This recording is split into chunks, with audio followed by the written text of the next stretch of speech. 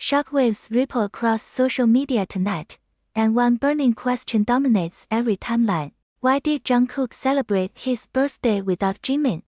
For a fandom that has always witnessed their closeness, this sudden absence is more than just a missing face. It feels like a crack in what once appeared unbreakable. Fans are not just curious, they are restless, asking the same haunting question: what truly happened behind the scenes? The images that surfaced online showed Jungkook smiling, cutting a cake, and surrounded by love from fans worldwide. But despite the warm wishes flooding his accounts, one thing stood out painfully clear. Jimin, his longtime brother figure in BTS, was nowhere to be seen. For a duo known for their history of support, laughter, and public affection, this absence became more than just a detail. It turned into the headline. And from that moment, speculation exploded. Twitter became a battlefield. Posts stacked up by the second, some filled with confusion, others dripping with anger. Questions multiplied. Did something personal happen between them? Was there an internal reason? Or was it simply a silence too heavy to explain? The absence was not just visible, it was loud, echoing in every corner of the fandom. And as the hours passed, that silence felt heavier. What shocked many wasn't just that Jimin wasn't physically present, it was that his digital presence was missing too. No birthday post, no casual mention, no sign of acknowledgement. For ARMY, this silence was not neutral. It was interpreted as deliberate, as if it carried an unspoken message.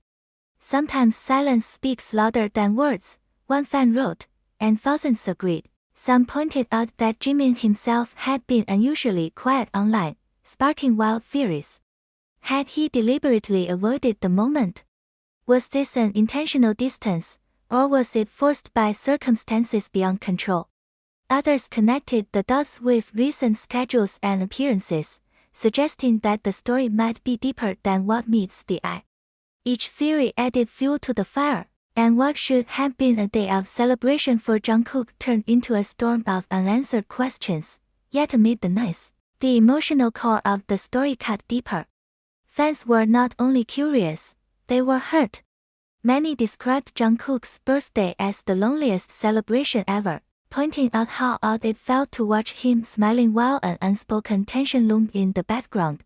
Screenshots of fan comments revealed the emotional breakdown. I can't enjoy his happiness knowing something feels off. Where is Jimin? This is not normal. The speculation did not stop there. Some claimed that the relationship between the two had been strained for months, referencing small details in past live streams and group activities. Others argued that the industry's pressures often force artists into unexpected choices, hinting that this might be one of those silent battles. But the most haunting possibility that spread like wildfire was simple. Perhaps something had happened privately that fans were never supposed to see. Still, the biggest mystery remains. Why was there no sign of Jimin at all? Was it purely coincidence? Or was it a calculated absence? In an industry where every move is scrutinized, silence itself becomes suspicious. The lack of interaction on such a monumental day did not pass as ordinary. It screamed for attention, demanding to be noticed. As the storm rages on, the narrative refuses to calm down. Every detail of Jungkook's celebration is being dissected frame by frame. Every caption is analyzed, every second of his live broadcast rewatched, searching for hidden clues. Some believe Jungkook's smile looked forced. Others argue he seemed genuinely happy, and that fans are simply overreacting. But the question remains unsolved. If nothing was wrong, why did it feel so wrong? The irony is painful. A birthday is supposed to mark joy, unity, and gratitude. But this year, instead of harmony, it sparked division and doubt. Instead of warm messages, it became a storm of theories. Instead of togetherness, it exposed a gap that no one can ignore. And in the middle of it all, Jungkook's silence and Jimin's absence stand like two walls closing in on the fandom's emotions. For now, there is no answer, only more questions.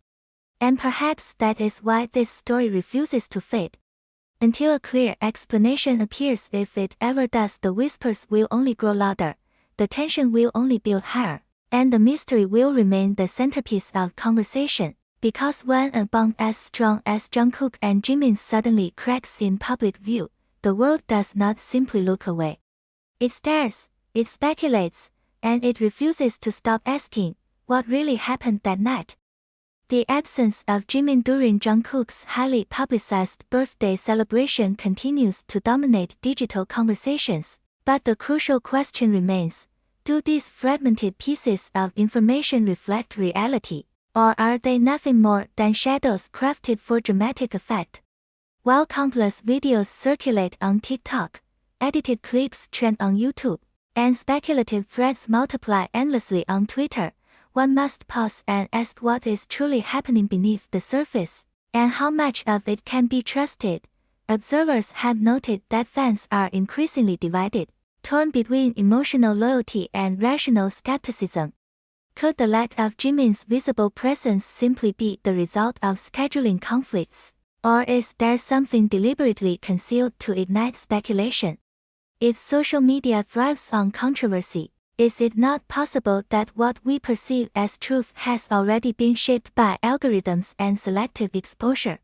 These are the unsettling questions that demand urgent consideration. The narrative that spreads online often evolves independent of factual grounding. When a clip is taken out of context, does it not acquire a new life, one detached from its original meaning? The flood of comments amplifying Jungkook without Jimin may appear as overwhelming evidence, yet repetition does not equate to truth.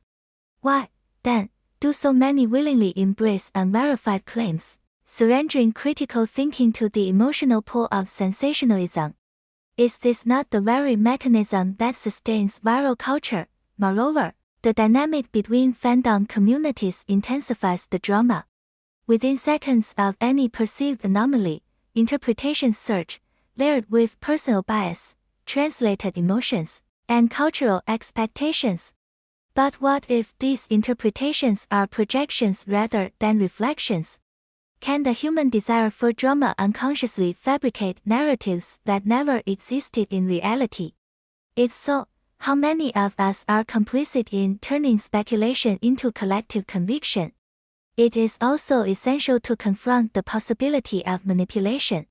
If media outlets, content creators, and influencers recognize the economic and psychological value of controversy, why would they hesitate to exaggerate or even fabricate tension? Can we dismiss the thought that this very absence, Jimin's silence, may have been strategically highlighted to capture global attention?